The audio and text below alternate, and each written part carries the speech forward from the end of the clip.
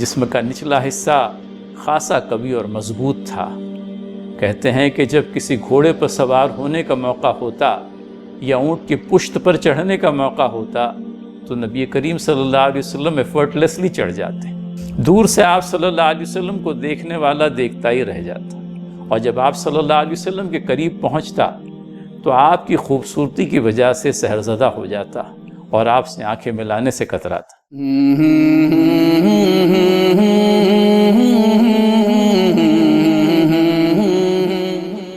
الحمدللہ رب العالمین والصلاة والسلام علی رسولہ الامین وعلیہ وصحبہ اجمعین۔ میں نے جب اس کے روئے طابہ پر نگاہ ڈالی تو اس کی شان رخشندگی ایسی تھی جیسے لقے ابر میں بجلی کوند رہی ہو۔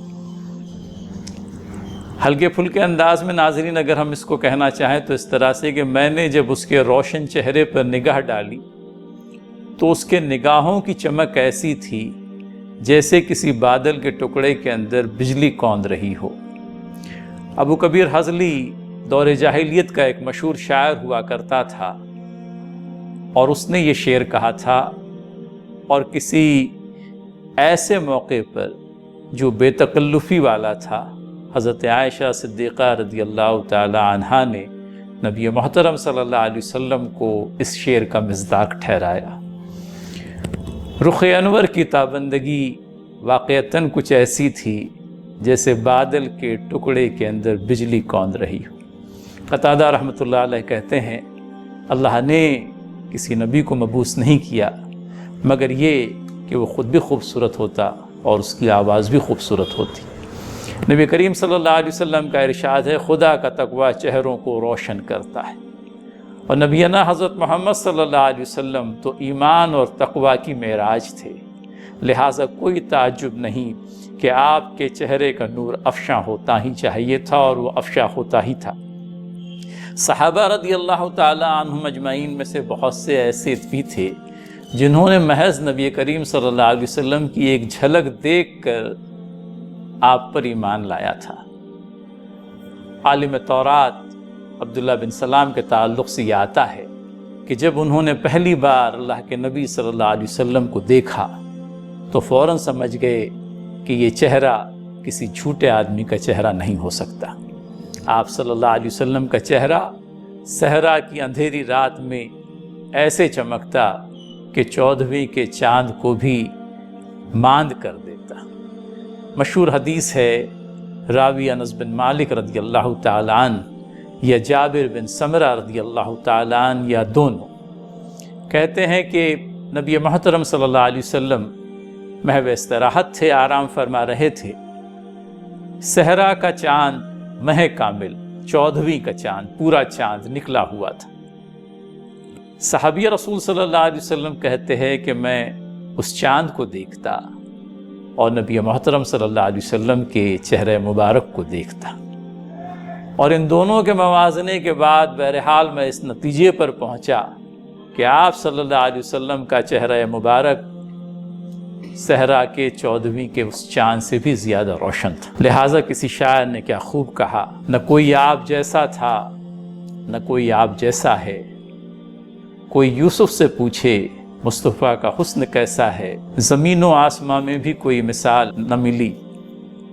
متوازن جسم، نہ بہت زیادہ لمبے نہ بہت ہی زیادہ پستہ قد، بلکہ سیرت نگاروں نے آپ کے قد کے تعلق سے جو بات لکھی ہے وہ یہ کہ مائل بدرازی تھا، مطلب معلوم یوں پڑتا تھا کہ قد لمبا ہے لیکن واقعتاً کوئی درازی بہت زیادہ طویل القامت نہ تھے۔ امامہ رضی اللہ تعالیٰ عنہ سے روایت ہے کہ نبی کریم صلی اللہ علیہ وسلم کی آنکھوں کا دائرہ نما حصہ نہایت ہی سیاہ، اور آپ صلی اللہ علیہ وسلم کے آنکھوں کا سفید حصہ نہایت ہی سفید، گویا کہ آنکھیں اپنے آپ میں کانٹراسٹ کی حیثیت رکھتی تھی۔ نبی کریم صلی اللہ علیہ وسلم کی پلکیں دراز ہوا کرتی، اور ان دراز پلکوں کی وجہ سے ایسا معلوم پڑتا تھا کہ قدرتی طور پر آپ کی آنکھوں کے اندر میں سرما لگا ہوا ہے۔ آپ صلی اللہ علیہ وسلم کی آنکھیں نمناک ہوا کرتی تھی، اور آپ کی بھویں خمدار تھی، انگریزی میں کہیں گے کرویکل، اور ان خمدار بھووں کی صورت واقعہ یہ تھی کہ وہ اپنے آپ میں گھنی ضرور تھی لیکن باریک تھی، ایک دوسرے سے ملی ہوئی نہیں تھی۔ پیشانی کشادہ ہوا کرتی تھی اور ناک بلندی مائل، اس پر نورانی رنگ چڑھا ہوا تھا، اس پر نورانی چمک تھی۔ منہ کھولتے تو دانتوں کی چمک آپ کے چہرے کی چمک دمک میں مزید اضافہ کر دیتی۔ بولنے کا انداز اتنا پیارا اور واضح ہوا کرتا تھا کہ سننے والا آپ کی زبان مبارک سے نکلنے والے ہر ایک لفظ کو واضح طور پر سن سکتا تھا۔ داڑھی گھنی تھی، گردن پتلی اور لمبی، جیسے کسی تراشنے والے نے بڑی خوبصورتی کے ساتھ میں اسے تراشا ہو۔ کاندھوں کے درمیانی حصہ کسی قدر پرگوشت تھا اور پیٹ ہمارے اور آپ کے پیٹ کی طرح باہر نکلا ہوا نہیں تھا، بلکہ سینہ اور پیٹ دونوں الائنڈ تھے، اور پیٹ باہر نکلتا تو بھی کیسے؟ جس شخص نے پیٹ بھر کے کم ہی کھایا اور جو یہ تعلیم دے گیا کہ پیٹ کا 1/3 غذا کے لیے، 1/3 پانی کے لیے اور 1/3 ہوا کے لیے ہے، اس کا پیٹ اس کے سینے سے باہر کیسے نکلتا؟ ایک آنت میں کھانے کی بات کہی تھی اور اپنے امتیوں کو یہ بھی کہا تھا کہ شیطان کی طرح 7 آنتوں میں نہ کھاؤ۔